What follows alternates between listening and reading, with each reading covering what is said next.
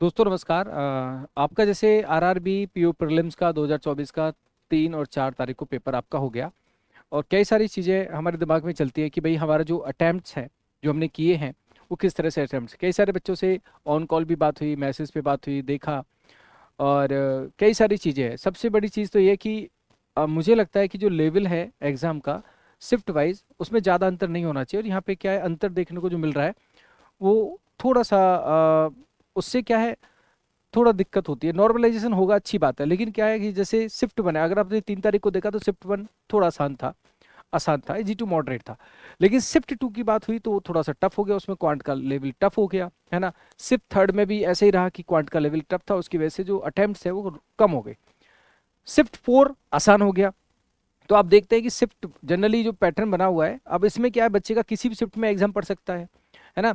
तो इसीलिए पहला तो ये होना चाहिए कि लेवल थोड़ा सा क्या होना है, 19-20 का रहना चाहिए, जिससे कि अटेम्प्ट्स में ज़्यादा डिफरेंसेस ना आए। लेकिन ऑफ कोर्स यहाँ पे नॉर्मलाइजेशन होगा। आपने जो दिया, अगर आपकी टफ्स वाली शिफ्ट में थोड़ा सा लेवल मॉडरेट टू हाई था, अगर आपके उसमें अटेम्प्ट थोड़े कम हुए हैं तो डरने की बात नहीं, चिंता ना करें। तो दो तरह से हम कैटेगराइज कर रहे हैं। जैसे कि आपकी 3 तारीख को सेकंड और थर्ड शिफ्ट थोड़ी सी अगर हम कंपैरिजन करें फर्स्ट और फोर्थ के कंपैरिजन में, थोड़ा सा बच्चों को टफ लगा। लेकिन क्या होता है, जब हम पेपर दे रहे होते हैं तो अपनी शिफ्ट हर किसी को ऐसे लगती है कि यार थोड़ा सा इसमें टफ है, क्योंकि जहां भी जो फंस जाता है, जैसे अभी मेरी बात हो रही थी एक बच्चे से, वो एक पजल में फंस गया। आज उसका फोर्थ को एग्जाम था, तो उसको लगा कि यार सर मजा नहीं आया पेपर देने में, क्योंकि वो पजल पता नहीं क्यों मैं फंस गया और मेरे अटेम्प्ट 35 हो सकते थे लेकिन 30 हो पाए। हाँ, रीजनिंग में इतना जरूर है कि रीजनिंग में जितनी भी शिफ्ट हुई है तो उसमें मोस्टली बच्चों का 30+ अटेम्प्ट हुआ है। चाहे 35 भी हुआ है, लोगों का 36 भी हुआ है, लेकिन मोस्टली बच्चों का 30+ अटेम्प्ट हुआ है। क्वांट की अगर बात की जाए तो जितनी भी सारी शिफ्टें हैं उसमें कुछ कुछ शिफ्ट ऐसी हैं जिसमें 10, 12, 14 क्वेश्चन करने भी बड़ा मुश्किल हो गया। और कुछ कुछ ऐसी शिफ्ट हैं जिसमें 25 क्वेश्चन भी हो गए टाइम के अकॉर्डिंग, ठीक है। तो अब यहाँ पे जो अटेम्प्ट, जिसका क्वांट के लेवल की अगर बात करें तो वो मॉडरेट टू हाई था, क्योंकि कुछ कुछ में हाई था, कुछ कुछ में लेंदी कैलकुलेशंस थी, और कुछ कुछ में सिंप्लीफिकेशन का पार्ट ज्यादा आ गया, तो उसमें क्या हो गया, थोड़ा आसान हो गया था। बेसिकली क्वांट में अगर हम बात करें तो जो एवरेज अटेम्प्ट हमारा गया है वो 15 से 20 के बीच में गया है।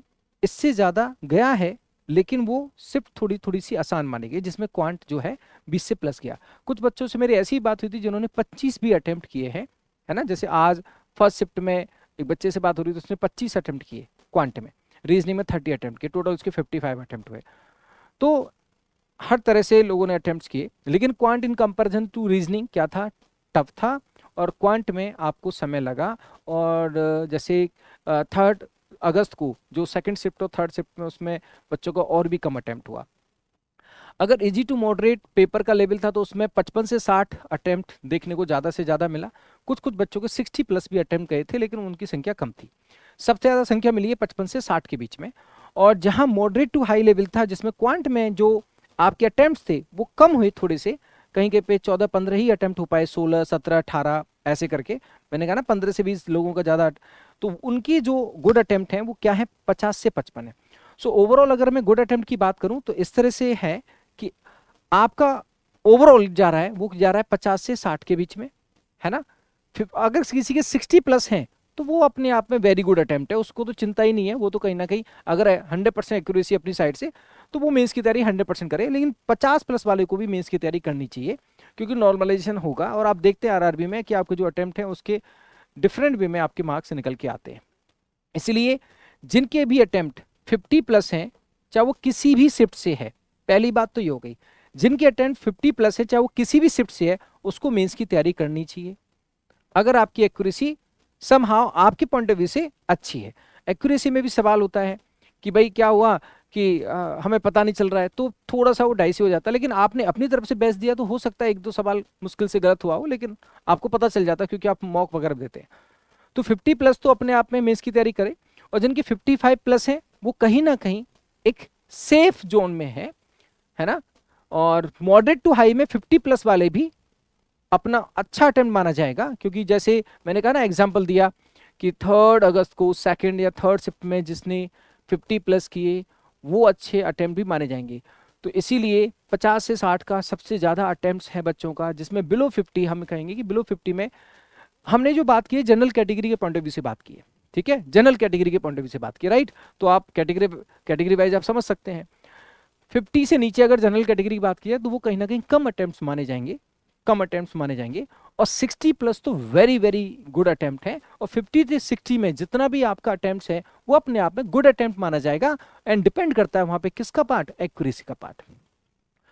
और मेंस की तैयारी साथ साथ पैरेलली करनी चाहिए, वैसे भी करनी चाहिए, क्योंकि अदर भी आपके एग्जाम है, तो आपको कहीं ना कहीं जीए वाला जो पार्ट है, जनरल बैंकिंग का अवेयरनेस का पार्ट है, उस पार्ट को निभाना ही चाहिए। पहले से आप कर रहे होंगे, अभी भी आपको ध्यान देना चाहिए, क्योंकि फर्दर आप और भी एग्जाम्स देंगे, चाहे वो आईबीपीएस पीओ है, वो लाइनअप है, आईबीपीएस क्लर्क है, या आगे भी आपके एग्जाम है, तो कहीं ना कहीं मेंस का पार्ट आप जरूर लेके चलें और बैलेंस वे में स्टडी करें, चाहे प्रीलिम्स है चाहे मेंस है।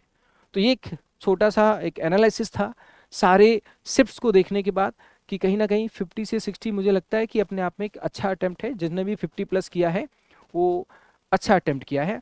हाँ, रीजनिंग में थोड़ा सा जिसने ज़्यादा अटेम्प्ट कर दिया, मतलब क्वांट में कम हो गया तो रीजनिंग में कवर अप किया है ना, लेकिन इसमें क्या था, सेक्शनल टाइमिंग था, तो क्वांट ने थोड़ा परेशान किया। लेकिन जो परेशानी है वो सबके सामने, नॉर्मलाइजेशन होगा, तो इसमें चिंता का विषय नहीं है, बिल्कुल चिंतित ना हो।